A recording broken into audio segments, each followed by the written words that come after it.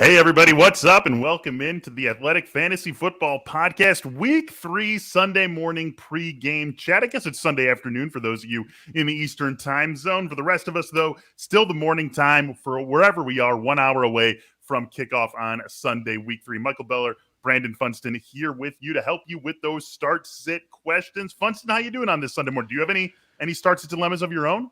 No, nothing too crazy. I mean, I do have a couple of the guys that have been declared out here and there. I mean, I think I have some valid replacements, but this part of the game, this feels like the big week of, okay, decent amount of players that aren't out for a long term, but might be out for this week and maybe next. It's these small window injuries, which we hadn't really been dealing with a whole lot, but now the big names are coming, and I'm sure we can start discussing them here shortly. Yeah, we've known for a couple of days here that T. Higgins is going to be out. Diontae Johnson is going to be out. We heard on Friday that Dalvin Cook was looking very iffy, and now that sounds like no official announcement since the Vikings and Seahawks play in the late window, but sounds like he is either not playing or going to be very limited, and Alexander Madison is going to have some sort of role. Darrell Henderson, Josh Jacobs, a lot of guys who we are going to be without here in Week 3, and we are happy to help you talk you through it, get those lineups right, get those right players in your lineup. So go ahead, drop your questions in the chat. We'll get to as many as we can until about 12:30 p.m. or so Eastern time. Let's get to some of these questions right now here, Funston. First one coming in from Sean Kelly, Mike Williams or Debo. I mean, Funston, how do you even answer this? These are your two favorite players in the NFL, I feel like. Is this my subconscious asking me this question here? I'm just looking at my sheet. I'll tell you what, standard league and full PPR. Is that two different leagues? Like, is maybe let's just take them as though maybe one's a standard and one's a PPR, and it's the same question, the same dilemma for both. Yeah, I think I'm going to lean Mike Williams just slightly. I want to be a part of that, what I think should be a shootout with the Chargers and the Chiefs. I don't know if that's the highest over-under on the board, but it's probably really close. I don't think Debo and the Green Bay are going to play a war of attrition game either. So it's good. I mean, that's an attractive game. I'm going to lean Mike Williams because I think what we've seen the first couple weeks is absolutely for real. What we've seen as Deebo Samuel being the standalone only guy in that passing game is not for real in my mind. Yeah. So that's kind of where I'm at with that one. Yeah, and this is a situation with the Chargers that we talked about a lot coming into the season, right? We talked about Joe Lombardi coming over from New Orleans and bringing at least some, if not all, of the elements possible of that New Orleans offense. And if he did, one of those things was going to be Mike Williams in a Mike Thomas style of role. And that certainly has come to fruition. So it feels like that's going to be bankable to the extent that he's going to get that sort of opportunity week in and week out. Not the sort of production that we've seen over the first 2 weeks, week in and week out, but the opportunity always going to be there for Mike Williams. I would lean in that direction as well. And we also talked a little bit earlier this week about how the Chargers have been truly just unlucky in the red zone this season. 10 red zone possessions for the Chargers. That's tied for first in the NFL. The Buccaneers also have 10, just 3 touchdowns on those 10 red zone possessions. As things tighten up a little bit, could be even more scoring for the Chargers, and I think we start to see that later today. Let's get to this question here from Dominic. Pascal Mooney or Jacoby Myers, half PPR. Who you got in this one, Funston? I'll tell you what, like, this is kind of your maybe your last choice of your lineup, and I'm just going to go with upside. And to me, that's Darnell Mooney paired with the coronation of Justin Fields this today here in Cleveland. I'm just going to go for the upside. Jacoby Myers, I thought was going to be, have a nice chemistry and be a nice fit with Mac Jones. Just hasn't happened yet. I still don't think it won't happen, but I've seen Mooney getting targeted, and now we got a guy with the big arm that maybe could make that really excel. So give me Mooney. Yeah, we are on the same page here. I am going Darnell Mooney also. I want exposure to the Bears today with Justin Fields taking over as the starter. Obviously not the softest landing spot for him on the road against a good Cleveland team, a good Cleveland defense, but it feels like that offense could pretty quickly elevate with Justin Fields playing a full 4 quarters like we're going to see today. So I am with you. Darnell Mooney's the play. And I mean, even with Andy Dalton, I would say he would have the highest upside of these 3 guys. And you can take the reins off. How excited are you about Justin Fields today? I know you're a little giddy. Oh my God. I am so pumped. I can speak for every single Bears fan. No one wanted it to be caused by an Andy Dalton injury. We're not wishing for anything like that, but now that Justin Fields is starting, just so excited. And like, let's have a good game so we don't have to pretend like he's not going to be the starter in the next couple of weeks, right? Next week, a very much softer spot for him at home against the Lions. Like, let's just have a solid game against the Browns and then let him be the starter the rest of the way. I feel like he could be mostly bad, but if he does a couple Justin Fields-ish things, like a 30-yard scamper here and like a 50-yard beauty of a bomb to Darnell Mooney there, like that'll be it. That's all he has to do to kind of keep that momentum going forward, at least, with the fans there in Chicago. Right. And we've already seen little things like in the little amount of time he's got to play. We've seen those glimpses: a rushing touchdown in week 1, a pass to Allen Robinson down the sideline that should have been a 40-yard touchdown last week that went through Robinson's arms. So with the full extent of the game available to him, I think we can see a very nice performance for Justin Fields against the Browns. DJ Osborne brings us our next question. You need one in a PPR situation: Mike Davis, Rondale Moore, Odell Beckham, Trey Sermon. 4 good. I am starting all 4 of these guys in different leagues, so I like all of them. It's a tough decision to make. Where do you lean? Man, I'm leaning, and I sound like Jake here. I'm going to go with the guy when it comes down to really close. I'm going to go with the guy that in a running back that has the guaranteed touches. I'm going to lean Mike Davis, but here we need to talk about San Francisco because here's the thing: Elijah Mitchell, not healthy. Was on the wrong side of questionable most of the week. You got Trenton Cannon, you got Jacques Patrick. Now Trey Sermon's Kerryon Johnson. You got Kerryon Johnson. But here's the thing: Trey Sermon didn't play in week 1 because he was behind guys that he didn't beat out in camp. But he was in camp and he's been there the whole time. All those other guys haven't. So if Elijah Mitchell's not going to play, this really could be a whole lot of Trey Sermon, and then I'm a whole lot of interested, and I could easily see where Trey Sermon is the right choice here. Where are you at on this? Yeah, I'm with you. I'm on Mike Davis also. It's been a really frustrating first 2 weeks of the season for Mike Davis, especially when you see a 2-touchdown game for Cordarrelle Patterson with one of those touchdowns coming on the ground in week 2. But the opportunity has been there for Mike Davis both weeks. He's had plenty of touches. He's had plenty of targets, and that's not going to change. So even though it's been disappointing both in terms of what he's done and Patterson's role in the offense, he's still out there for Atlanta a ton, getting a lot of opportunity. And I agree with you. I think you just have to follow that when these are – you can make a strong argument for any of these 4 guys being the number 1 out of the 4. And so I'm just going to follow the volume on Mike Davis. But I do think – that we could be talking in week 4 and forward as about Trey Sermon as an every week play. If he really has an opportunity, and we know that Green Bay defense is susceptible against the run. They are susceptible against zone run schemes like the 49ers run. We've seen big cutback runs against them in both the games that they've played this season. Like, you could really see Trey Sermon, if he is given 15 touches in this game, have a monster game and really secure a large role for the 49ers the rest of the season. Let's get to this next question here from Amplified to Rock. We need 2 in this one: Juju, Jamar, or KJ Osborne. Pretty easily the first 2 for me. Yeah, absolutely easily the first 2. And look, at KJ's been nice, but he is the number 3, and we know T. Higgins is out. We know Diontae Johnson's out. So where there's usually 3 guys to consider for both of those teams. It's really a chance for both Jamar and Juju to have a next level of volume this week. Yeah, if you were going to try to make a KJ Osborne argument here, you would say that Pittsburgh and Cincinnati is expected to be one of the lowest scoring games of the week. Minnesota, Seattle is expected to be one of the highest scoring games of the week. So maybe Osborne can environment game script his way to a better game than one of these 2 guys. That's a lot of mental gymnastics, though, to get to that point. And Juju and Jamar, even if that is a game that is played in the low to mid 40s in total score, those guys are 2 of the, 5 best playmakers on the field total. So I do think that you're going to see better chances for those 2, Juju and Jamar, to put up points for you than KJ Osborne.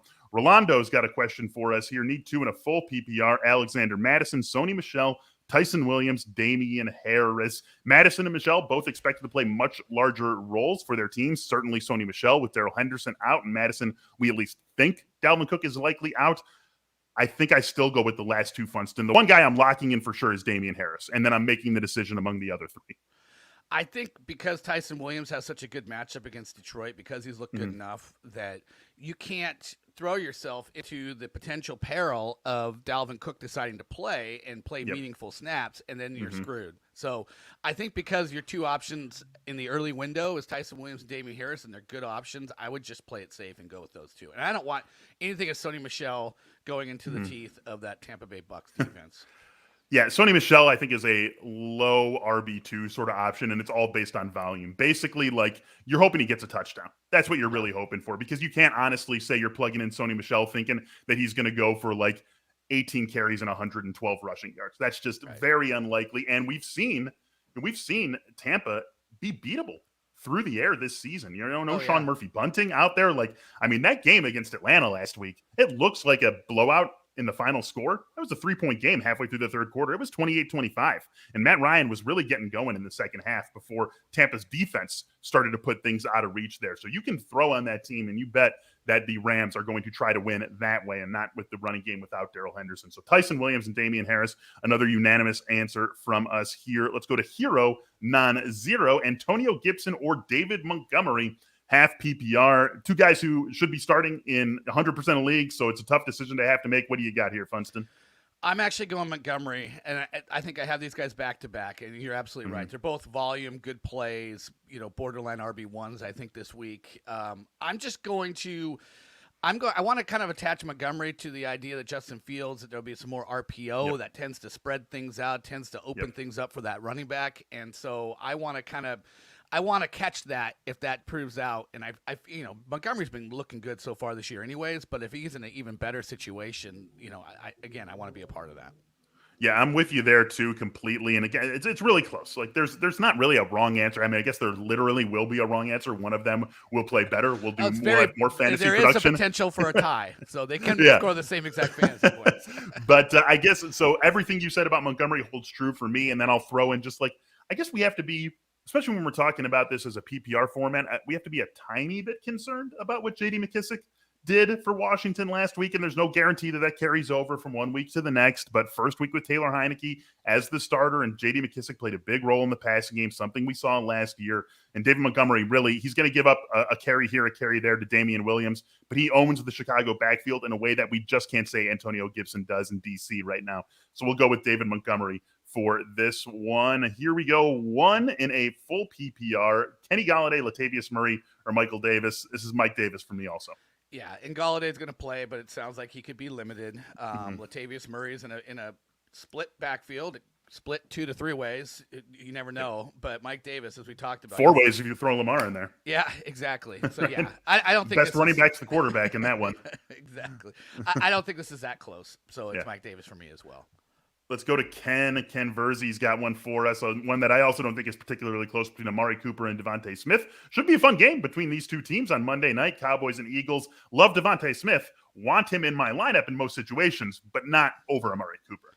Yeah, one's an RB2 in my mind. One's an wide receiver. Wide receiver 2. One's a wide receiver 3. So give me the wide receiver 2. I'm with you. It's Amari Cooper.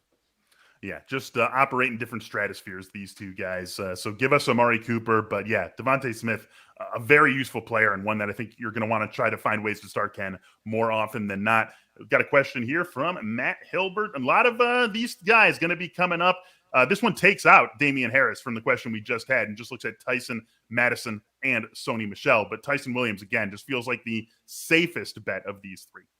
Yeah. Now, if in the next 45 minutes we get the official ruling out of Dalvin Cook, I'm probably going to go Alexander Madison. I agree. So that's the only caveat there with that. But I want to make sure that I have somebody that's a very viable play. So I would go Tyson if I don't hear anything about Madison and Cook before the 1 p.m. Eastern time window. Sorry, I'm out here on the West Coast, so I always have to do the math. Yeah. And I mean, it's highly unlikely that we're going to hear, why would the Vikings let that get out there 3 hours before their game starts? If it happens, that's great for us. And you put Madison in there, it's probably not going to happen. And so I'm with you, Funston. Tyson Williams would be my play out of those three guys. Here's a rest of season question that we can get to from another Ken. Full PPR, T. Higgins, Myles Gaston, or Clyde Edwards-Helaire?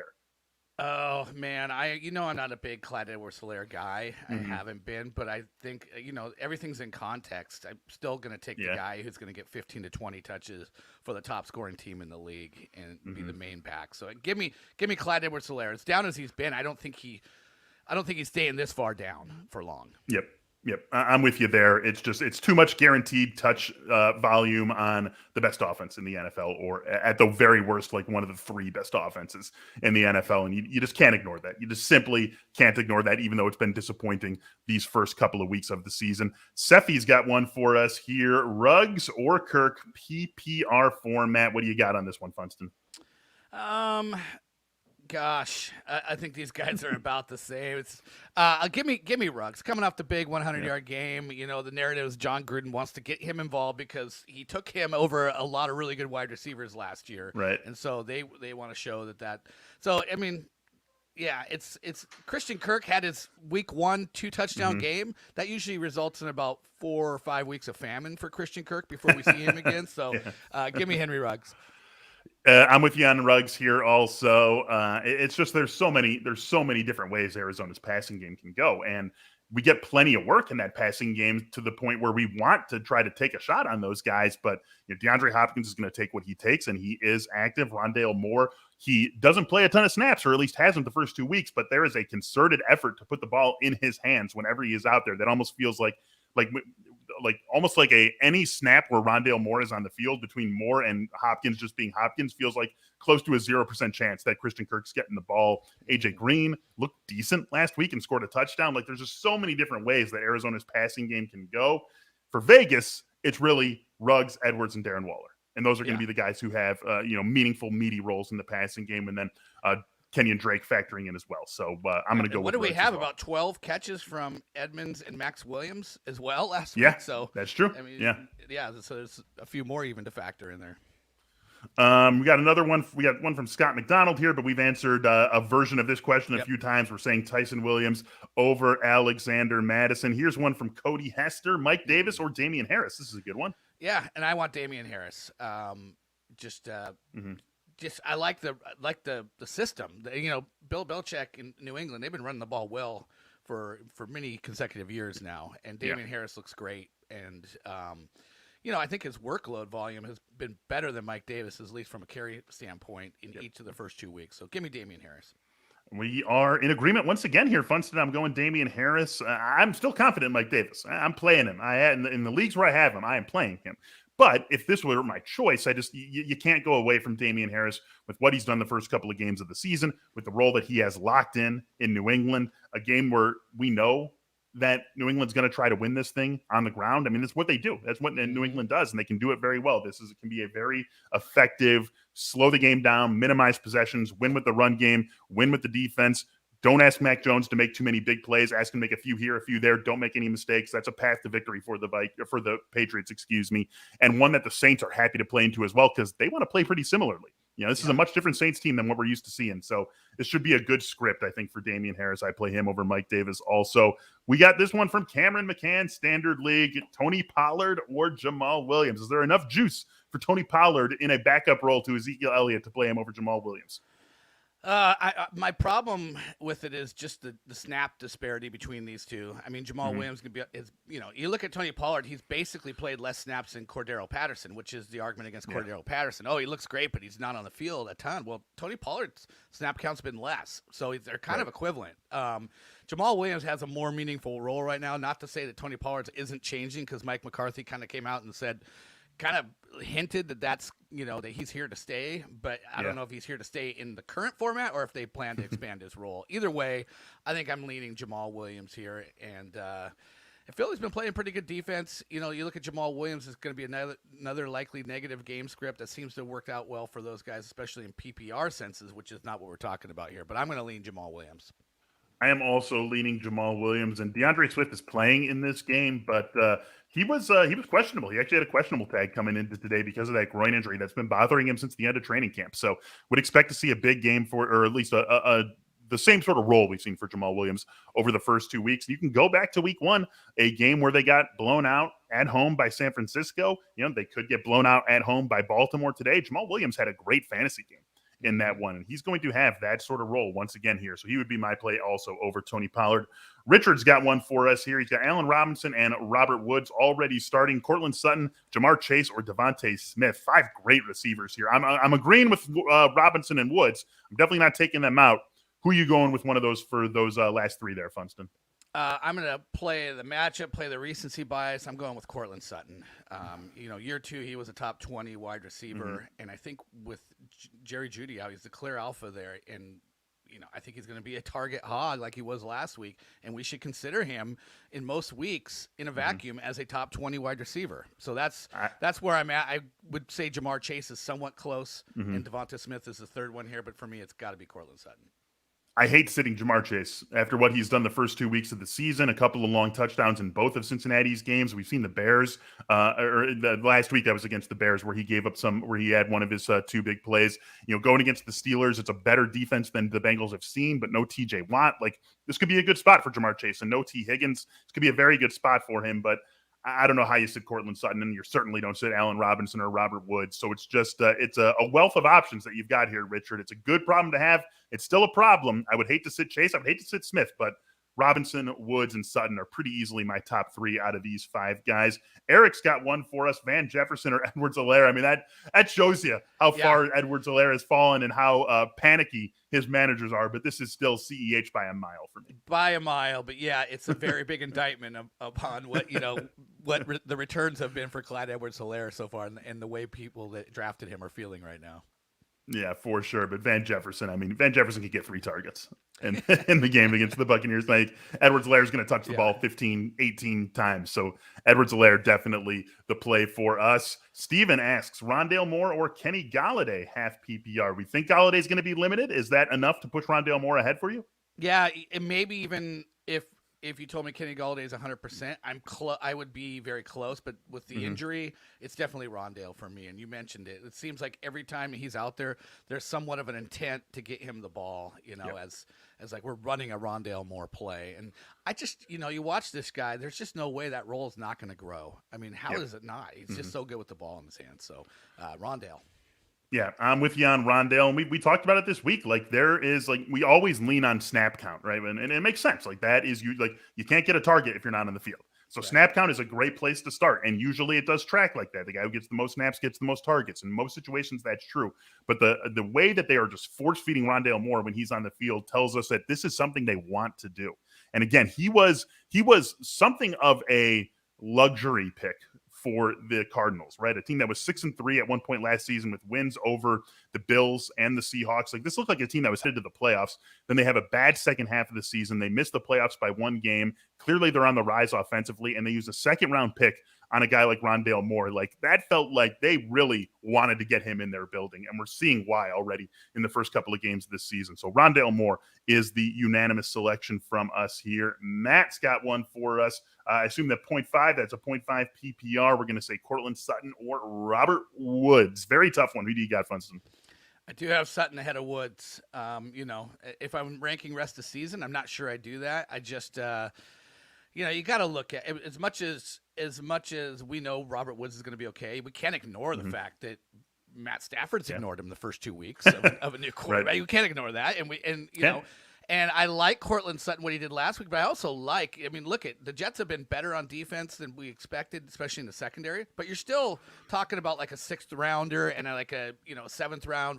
They have inexperience at their secondary, and I want a big, talented guy like Cortland Sutton going up against him. I'll take my chances with that. I think this is our first disagreement this morning. I would go Robert Woods, but I mean, these are top 20 guys. These are both top 20 guys. So I can't sit here and say Robert Woods, slam dunk, no question about it. I'm betting on the offense. I'm betting on that Rams and Buccaneers game playing to the pace that we think it's going to play to. And not, I don't think this is a 34-30 sort of game, because I think the Rams have what it takes to slow down the Buccaneers a little bit. But I do still think this is a 27-24, 24-21, 24-23 style of game for whoever ends up coming out on top. And I want to be more involved in that than a Broncos game that could potentially get ugly if the Broncos do play to script 10.5-point favorites at home against the Jets today. So 2 great options, 2 top 20 guys, little difference of opinion, Matt. So hopefully you end up going with the one of us who is correct with this one. Z's got one for us. Trey Sermon, A.J. Brown, Mike Williams, one flex, one wide receiver. So let's tackle the wide receiver, and then which one of the other guys do you take over Trey Sermon? I think we're both probably going the same way. A.J. Brown and Mike Williams. And look, A.J. Brown left some points on the table in that Seahawks game last week. If he makes a couple of those catches that he should have, it's a classic big A.J. Brown kind of game. So don't worry about him. It's just worry about his hands, connecting with the ball and latching on. But there's just too much of an X factor right now with Trey Sermon. I can see how it could go very, very good. Mm-hmm. But we've also seen in each of the first 2 weeks where it could go very, very wrong. Yep, we are on the same page. Get both receivers in there, Z. And since you say Donka, I say Bitta. And we move on to the next question. This one coming from Mark. Sterling Shepard or Debo, full PPR. Who you got? Got to go Debo. But, man, I like Sterling Shepard. I like the way he's looked an awful lot. But got to go Debo as a man going up in the game against Green Bay, which should put some points on the board as well. Yeah. All right, we got a couple more questions here before we call it a morning. This one, James White or Corey Davis in a half PPR league? What are you thinking, Funston? You called the big James White game last week.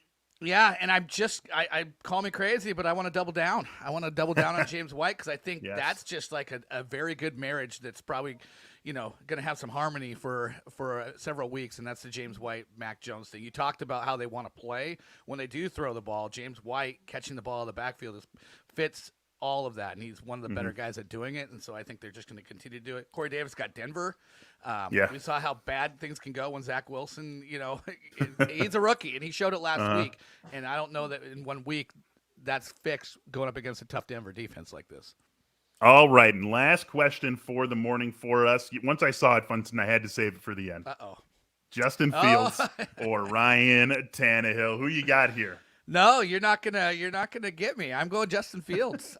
He's my QB 13. I actually have Tannehill 15. So give me Justin Fields. And by the way, we talk about this duality of his ability to run. His over/under in terms of rushing yards is in the 50s. And so that just tells you. I mean, if you get 50 rushing yards, if you get at the number, that's just juicy fantasy, cherry on top, as we always say. But so that the expectation is going to be 50. It could be 80. It could be 100. That's what he's capable of doing, and that's why you have him in your lineup.